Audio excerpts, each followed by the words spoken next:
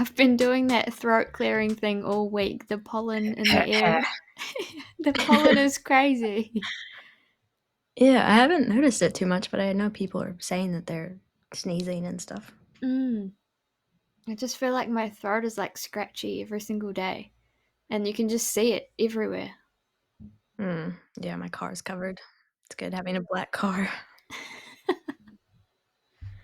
So the secret's out. Whoa, scary. Hopefully everyone knows now, but Yeah. I'm excited. Before you say what it is, just in case. You have to go to my Instagram to find out. Little plug. No, I've been busy baking another human. That's so Whoa. crazy. So crazy to think that that's happening. Yeah, it doesn't even feel real. I Mm. just feel normal. Hmm. Are you excited, nervous, terrified? All of the above? I don't know. I think, yeah, all of the things.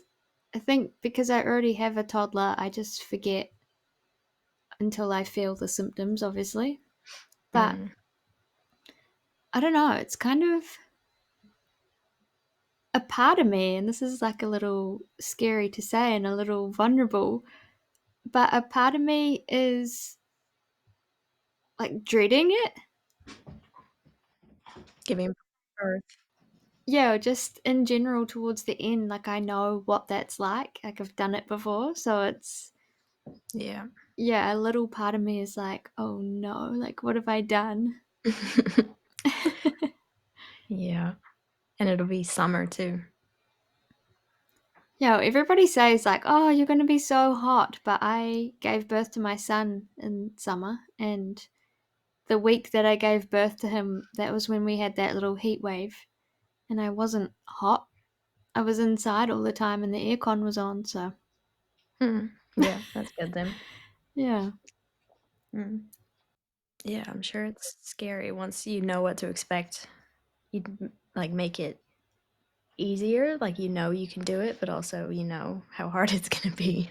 Yeah. Like at the same time, I had a pretty good birth and I know that I can do it again. But it's just all those small things like the pain in my hips and Mm. I don't know. It's kind of just like giving me the ick in a way. Yeah, well, it's a bit late now. Obviously, at the same time, I'm super grateful and happy and looking forward to it. But yeah, Yeah. two truths can coexist. Yeah, and it's not a small thing.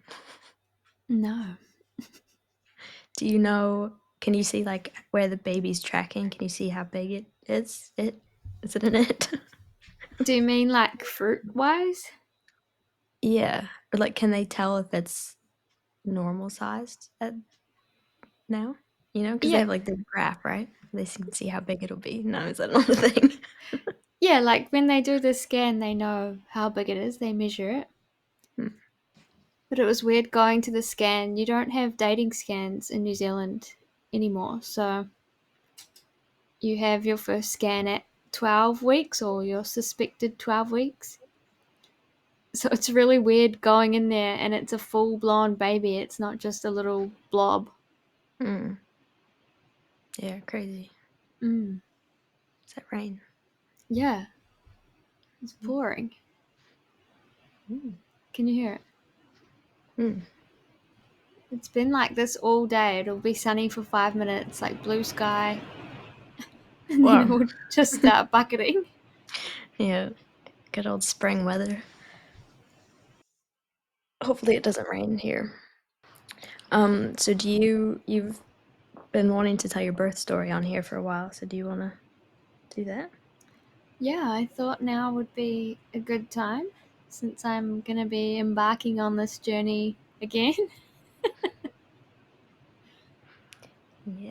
So how long ago was your firstborn He was now? born in December of 2023. So nearly 2 years ago. Wow. Wow, that's so weird to say. Yeah. Crazy. Yeah. So when it's your first time, you have no clue what to expect. Mm, There's so many different experiences that you can't even choose one and hope for that. You know what I mean? Like mm, everyone's pain tolerance is different and everyone's resilience is different. So yeah, it's really hard to like gauge. mm, But I thought that it would start with like period like cramps. And I thought, okay. And like my mum told me that for her experiences, it was just like really bad period cramps, but it was bearable. mm. And then you'd get a little break, obviously, when they're stopping. Yeah. So I think, what day was it? I gave birth on Saturday morning. So Thursday, that night, I couldn't sleep. So I was up at 11 p.m. baking a banana bread. I, I made Rocky Road. Sounds right. Yeah. And I just couldn't sleep. Like my hips were really sore. I couldn't get comfortable. So I was kind of just floating around on the couch, like napping where I could. Mm, And then Friday, I was pretty couch bound. I was in my pajamas all day. And I was trying to do stuff like the washing and just like, slow things. And I would get these period cramps, and I was thinking, oh, like whatever, because lots of people say they get them and then it just goes away. So I just yeah. didn't think anything of it, didn't even tell my partner. And I remember walking from the lounge to the laundry and I had to stop because the pain was like bad and I had to like stop and breathe. And I was just like, oh, like really just didn't think anything of it. I was like, I've had to do this during my period before. So, like, this Yeah. can't be it. Mm, And then this was on Friday too, by the way.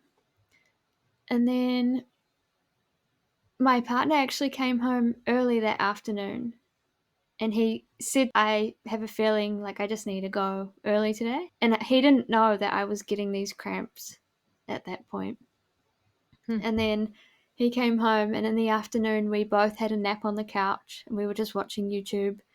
And then I think we woke up, I think it was around 8:30 at night, and we were watching more YouTube. And then I started getting like really regular cramps. And I said to him, like, oh, like these cramps are getting more regular, like, and kind of intense. And I was like, I'm just going to time them just to see. Mm. And then, sure enough, like, what was it? I've got a screenshot of my contraction timer. One moment while I scroll back 2 years. Oh gosh. Did you know that you wanted a home birth? Was that your plan? Yeah.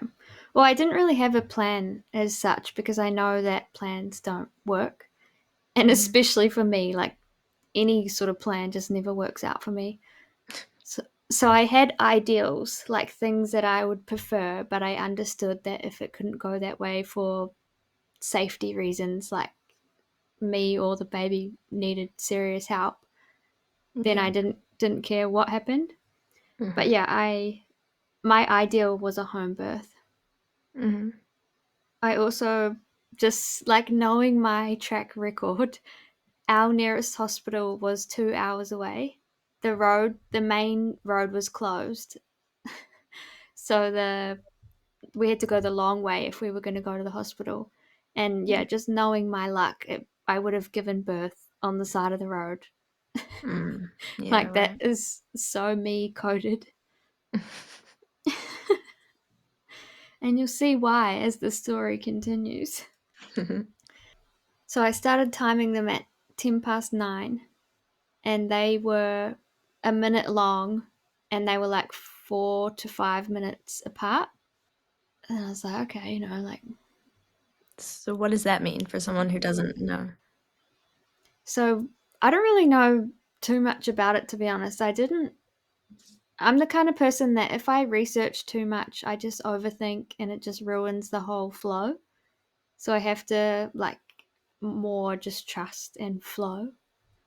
and trust my inner knowing, if that makes sense. Not fully like ignorant, but not over researching. But your contractions will last for like a minute, say. For me, that was at the start of my labor, because again, it's different for everyone. Like their contraction could last 30 seconds. And then you'll have like a 5-minute break where you won't be contracting, so you'll just be back to normal. And then the contraction will start again. So, like, you get a period cramp and then it will go away for 5 minutes and then it will start again. Hmm. Does that make sense? Yep. Yeah. And then as your labor commences, your period cramp, we'll call them contraction, will Mm. last longer and the time in between will get shorter. Yep. So mine went really fast. My labor, I think, in total was like 7.5 hours, like from start to him being here. Is that fast? Yeah. Wow. I know people who have had like labor started and then 50 minutes later they've given birth. Mm. So mine's not Yeah. like super fast, but it's pretty fast, because then there's also people that are in labor for like 3 days. Mm. Ugh. Ugh. You'd be so exhausted. Yeah, definitely. So my contractions sped up really quick. So every hour they would just get longer and longer, and my gaps between were tiny, and it was terrifying. I think Hmm. at one point my contractions were lasting like a minute 30 to 2 minutes to 2 minutes 30, Hmm. with like a minute 30 in between. Wow. So when that was happening, it was really intense. But I was also grateful that I would have towards the end, well, not really the end, but towards the end of me timing it, I noticed a pattern and they would be really short. So like 40 seconds and then 3 minutes and then 1 minute. So it would be like a pattern of like a little tiny one, then a huge one, and then a smaller one, and then a tiny one, a huge one, smaller one. Hmm. I don't know why, but I was very grateful to know that I would be Mm. getting shorter ones. Yeah. And then, Hmm. yeah, the time in between is just crazy, like a minute, 18 seconds between one. But yeah, I stopped timing them at 12:24. I think I rang my midwife around 11 and I couldn't talk through my contractions. And I said to her, like, I think I've been in labor for like 2 hours now. And, they're kind of like, oh, like, Yeah. okay. Don't want to get there too early. Yeah, they sort of expect you to be in labor for a decent amount of time. Yeah. But then she arrived, yeah, like an hour and a half later. And then I got in the pool. We had like a birthing pool set up. Oh, and during this whole time, my partner kept saying, should I set the pool up? Like, should I set everything up? And I was like, no, no, don't worry about it. Like, there's still going to be heaps of time. We're going to be here for ages. Yeah, that sounds like you. Yeah. And I remember too, he was watching like a gaming video on the TV, and I was just like in my own world at the end of the couch on a Swiss ball. And just it got to a certain point, and I was just like, turn it off. And he Mm. was he was like, oh, can I just mute it? And I was like, turn it off. Get it off. Get it out of my sight. Yeah. That's funny. Yeah, and then when she arrived and I was in the pool, I couldn't even walk because my mum said that walking really helped her. But whenever I walked, I felt like I was gonna just like collapse because it was so intense, and the contractions would come like way faster if I was walking around. Mm. Which maybe he would have been born faster if I did that. I don't know, but it was so painful. And then, oh, a part that I remember vividly that I'm like scared for this time is for like probably 2 minutes, I felt really, really nauseous and I couldn't move. So, like, I couldn't get up to go to the bathroom, but I had like a container beside me. But I remember thinking, like, if I were to throw up, and I like am terrified of that. Like the thought of me throwing up, no thanks. Like that is Mm, like I'm more scared of throwing up than I am of dying. makes sense. Yeah. I was thinking like how am I possibly going to throw up and be contracting at the same time? Like I need my full lung capacity to be able to breathe through this pain. Like I'm gonna not gonna survive. And then I was thinking like surely the universe would not let me go this way. Like surely this isn't how it's gonna end for me. You have some serious deep thoughts during those times of pain. Yeah, I bet. But Wow. yeah, then 2 minutes later it was completely gone. I'd completely forgotten that I even felt that way. And then I was just back to breathing through. Mm, I'd done like some of a hypnobirthing course, and I heard that a lot of women make like animal sounds like mooing that can like help with the pain and like being vocal. mm, And yeah, it sounds so cringe. And like I thought, like, like that ain't gonna be me. But honestly, it helped so much. Me and my son were back to back, so I think it's called posterior, and apparently that is even more painful than like normal labor, we call it. So it's like the pain is really in your back, your lower back, instead mm, of at the front. mm, So yeah, those just like making noise and like humming, it really, really helped me. But I struggled because my midwife kept telling me to reserve my energy, but like it was really helping me. So I didn't listen and I just carried on. mm, But I don't know, personally, if something's helping you, just do mm. it. Like you shouldn't be told to change So something. were you like mooing? Kind of, yeah. Hmm, Not like interesting. a more like a hum, I guess. Mm, there you go. It just or like loud breathing, like when you do like I don't know, like a yoga class or something, and they tell you to like loudly sigh. Yeah, more like Yeah. that. Mm, mm, And I think with that too, like even in yoga, they do that, and it's really powerful and empowering. mm, So we should be taught to use that during birth. mm, But yeah, because it was in my back, that was the really sore part. And because I didn't let my partner set anything up, it was just literally the birth pool. That was all. I didn't have my affirmations, didn't have my candles, music. I had a whole birth playlist ready to go. mm. None of it. I had like birth combs to squeeze for the pain, didn't have that. It was literally just free balling. Hmm. But you were in labor for 7 hours. Yeah. Oh, I think most of that as well was probably pushing because we were back to back. He was turning around as he was coming down. Hmm. So it took a lot longer for me to like get him out because he was turning. Well, Yeah. It's so fascinating how the world works and just how he knew to just turn mm. for his descent. So did your midwife arrive? Yeah, so she got there at like 12:30, and then I hopped in the pool and they do the like Doppler like heart checks every I think it's like every hour or something. It felt like every 10 minutes. Mm, And then yeah, I said to her, I think it might have been around when she got there, like I feel like I need a push, like my body wants to push. And she was kind of like, "Huh, like I don't know," because it was so early on.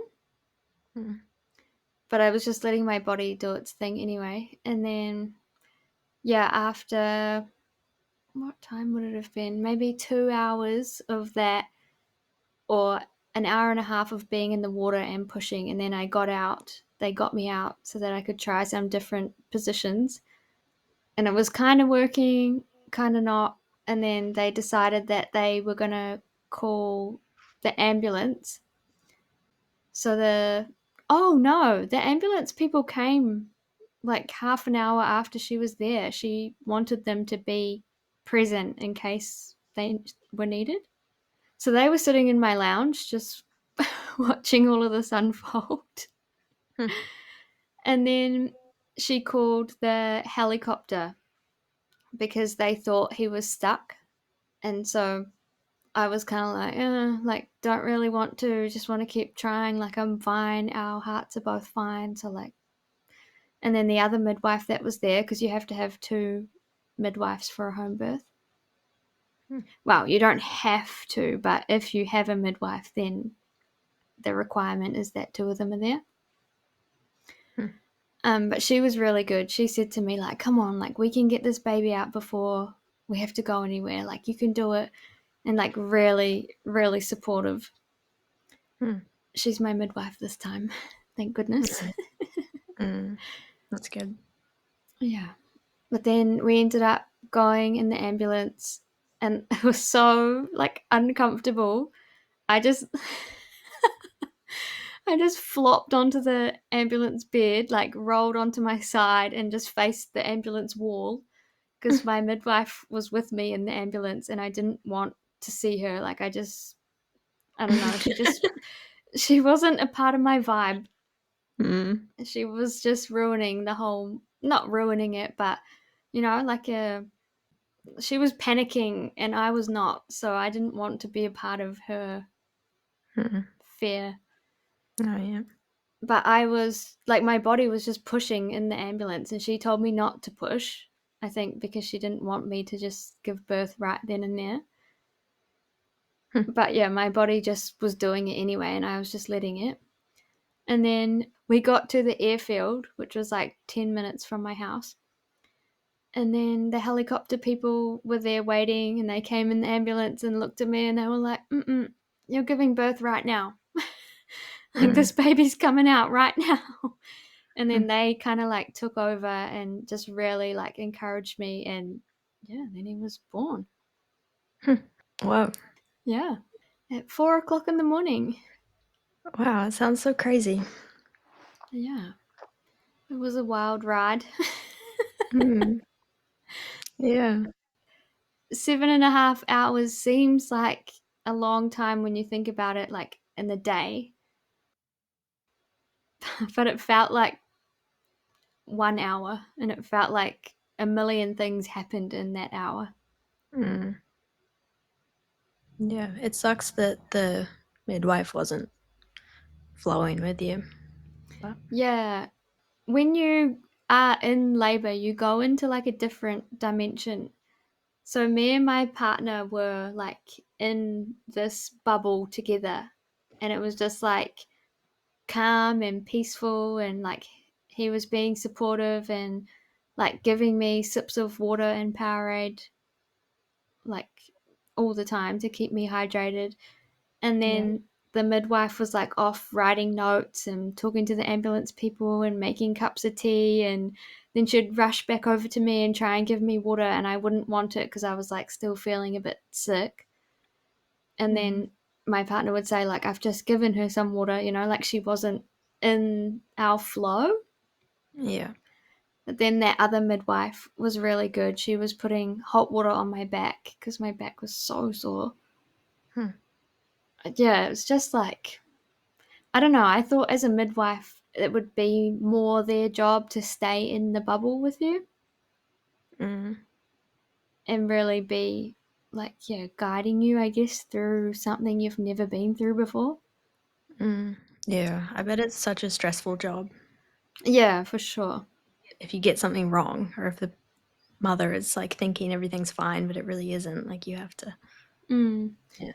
I tried to say to her at the start, because she didn't want me to have a home birth because I didn't do the gestational diabetes test and our son was measuring a little bit bigger. And that sometimes can be like a sign of diabetes or whatever.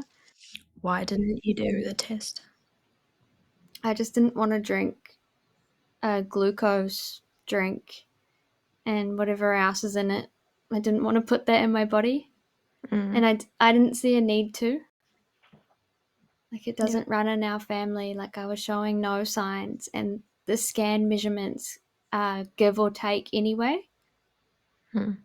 They're not 100% accurate. Yeah. Yeah.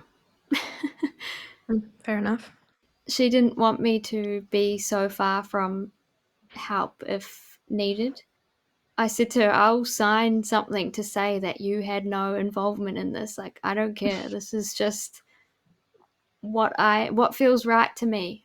And I would rather follow that than give in to something that doesn't align with me, if that makes sense.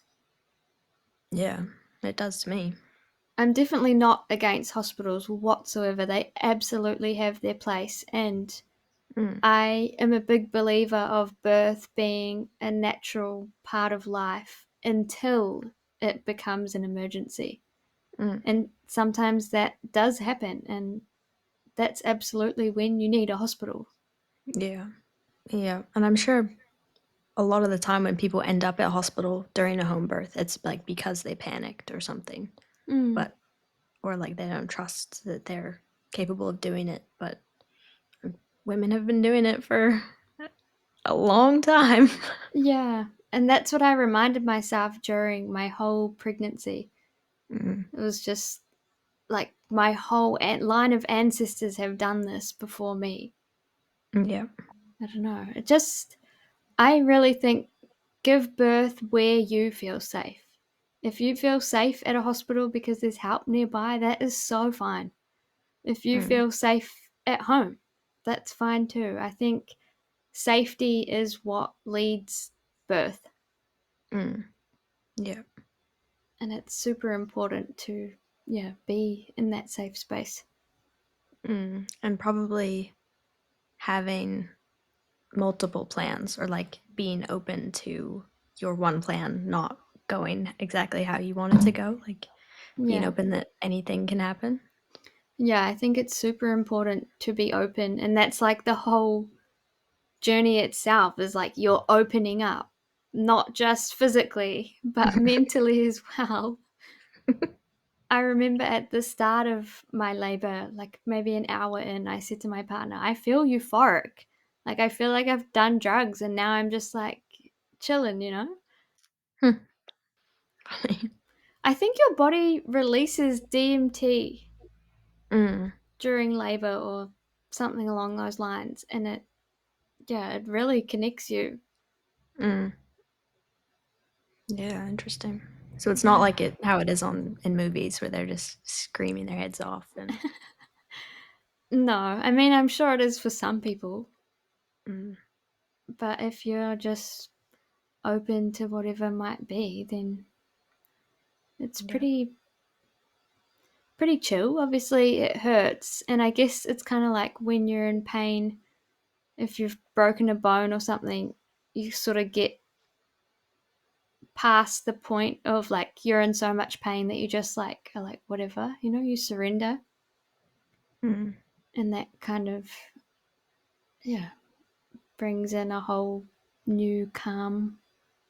hmm, I don't know how to explain it. yeah. So fascinating. Yeah, and I get to do it all over again. Mm.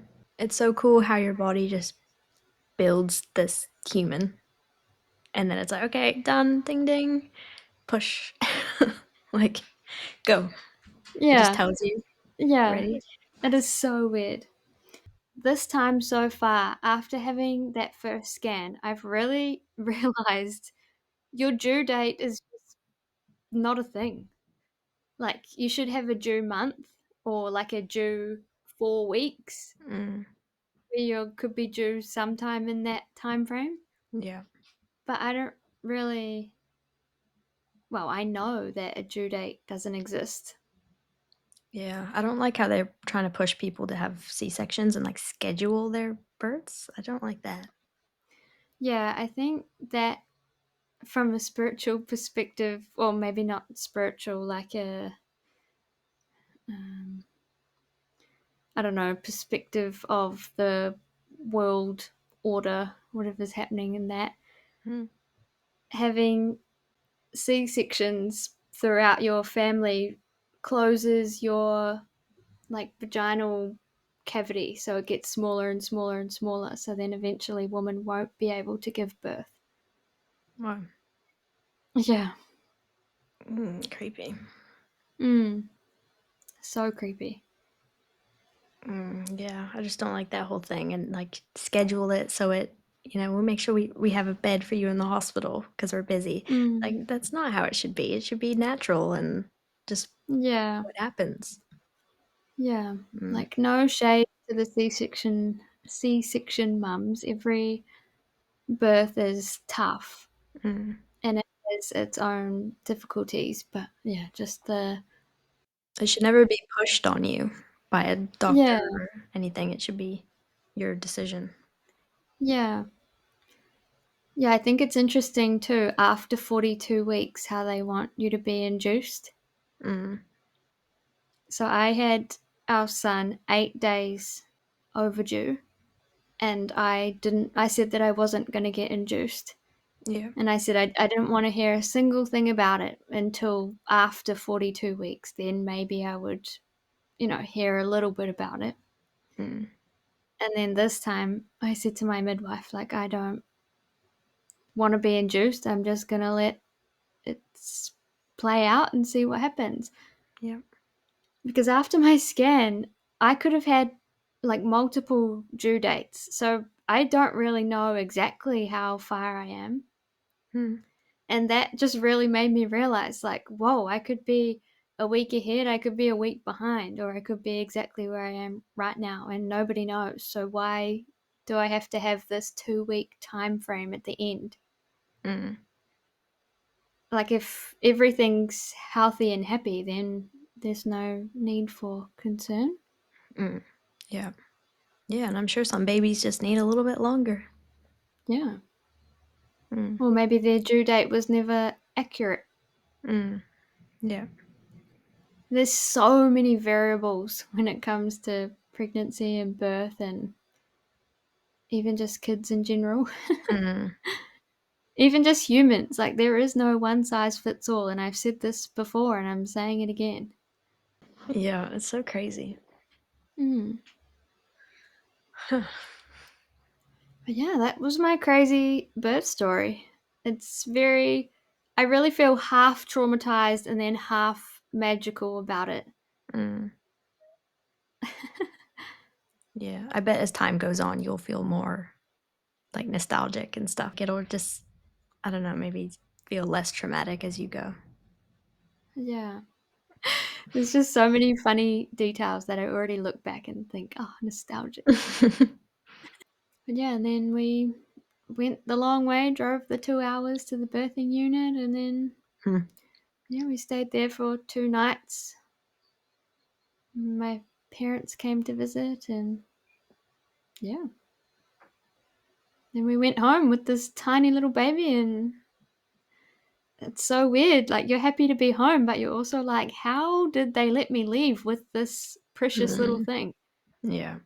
Like, how am I allowed to look after this? Mm. Like, who trusted me? It's so weird. Yeah. And your just like whole perspective on life changes. Mm. Yeah, I can imagine, or I can't imagine. Mm. Birth is wild. Yeah, it sounds like yours was well, very wild.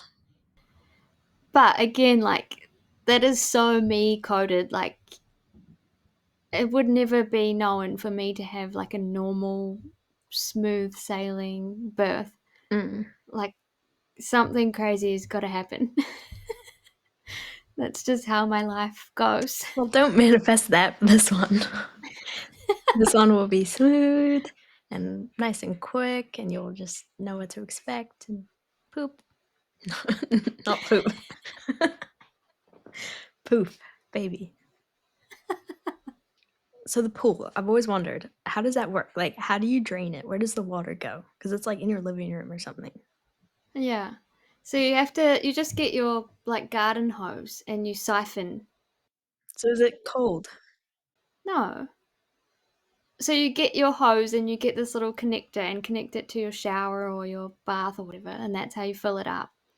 And then to empty it out, you just siphon it out onto your lawn. Uh, right. Yeah. All my grass died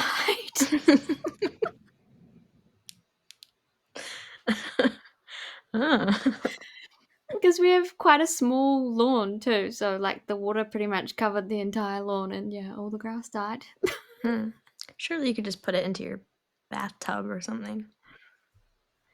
Yeah, I guess you'd have to if you didn't have like a Mm. lawn. Hmm. Yeah, I've always wondered that. Yeah, I did too until it happened. Mm. It was my partner's responsibility to figure that out. Mm. And do you like buy one, or do you rent it, or do you borrow, or do you throw it away when you're done? Is it just a normal pool? I think all of the above. Like some midwives have pools that you can borrow. You can rent them from companies. You can buy one and throw it out. Yeah, but we just borrowed ours. Yeah, so interesting. All these Yeah. little things. Yeah. Hmm. I think you don't necessarily need one, Yeah. like a shower or. But I'm so glad I had one because, yeah, standing up was just not it. Mm. So does it like take the pressure off if you're in water? Does it like? Yeah. Hmm. Interesting. Yeah. They say it can slow labour down too, so I don't know if that's what happened to me or Hmm. who knows. I didn't even know that I was posterior, like having a posterior labour until like days after. Hmm. And then I would even see videos of people who have had posterior labours and saying like those are the worst. And then Yeah. I was like, wow, that makes so much sense. Hmm. So is there something that they can do before labor if you know to like turn the baby or something? I don't know. I think it's just like luck of the draw. Hmm. Because I think my sister had one posterior labour. So yeah, people who have had anterior labours and posterior labours can definitely know the difference. Mm. Crazy. And yeah, it is painful, but it is bearable. And you know that there's an end. Yeah. You don't know when, but at some stage it does end. Hmm. I'm sure it helps that you're healthy and strong too. Yeah, but in saying that, I wasn't, throughout my entire pregnancy, I had bleeding, and they couldn't find a reason as to why. Mm. So I just kind of take it easy. Like the furthest I would walk would be like a 10-minute walk around the block. And it would take me like 20 minutes. Hmm. Hmm. So I wasn't really in like prime physical health. Yeah. And I remember afterwards feeling so deflated and weak and kind of like disappointed at how weak my body was because I'd never been that weak in my life. Yeah. Like I've always been somewhat strong. Hmm. Yeah. Let me know if you guys have any questions. Is anyone else traumatized? Yeah. One day you'll tell him this whole story and embarrass him, and No, I'm not one of those parents. not yet. I don't agree with embarrassing your children. Yeah, we'll see. I'm sure I'll do it by accident, but Yeah. yeah, I don't know. I don't want to be one of those people that does it on purpose. I think that's not kind. But yeah, thanks for tuning in. Yeah. We'll see you in the next one. Bye. Bye.